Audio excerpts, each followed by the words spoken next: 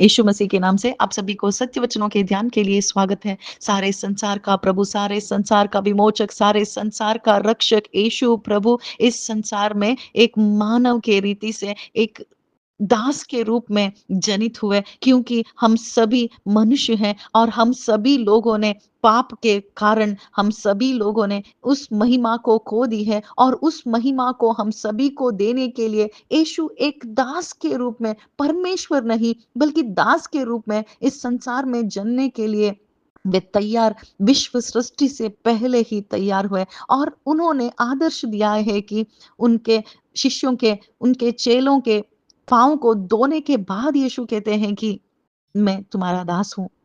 उन्होंने दिखाया उनके पाँव को धोने पर, उस यूदा का भी पाँव उन्होंने धोया, क्योंकि उसके बारे में प्रवादन हुआ था, वही यीशु को पकड़वाने वाला है। यह सभी यीशु को पता था, आरंभ से अंत जानने वाला यीशु ही है, उसको सब कुछ पता था।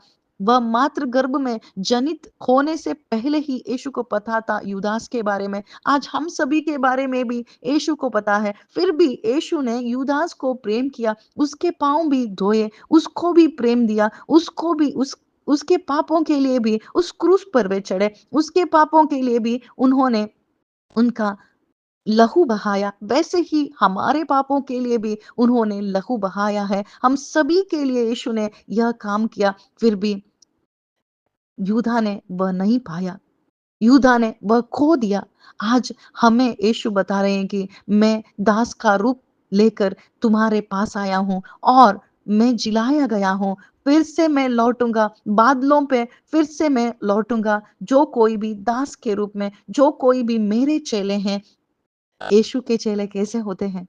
यीशु के चेले यीशु की तरह ही होते हैं। यीशु के चेले दास के रूप में दिखते हैं। यीशु के चेले प्रेम के रूप में दिखते हैं, और उन्हें प्रेम के रूप में दिखाने वाला कौन है? उनके अंदर रहने वाला पवित्र आत्मा है, और पवित्र आत्मा को पाने पर ही यीशु हम सभी को जिलाएँगे। इस पवित्र आत्मा से ही हम शक्ति पाकर वह प्रेम कर सकते हैं। आज हम सभी को दास के रूप में देखना चाहते हैं।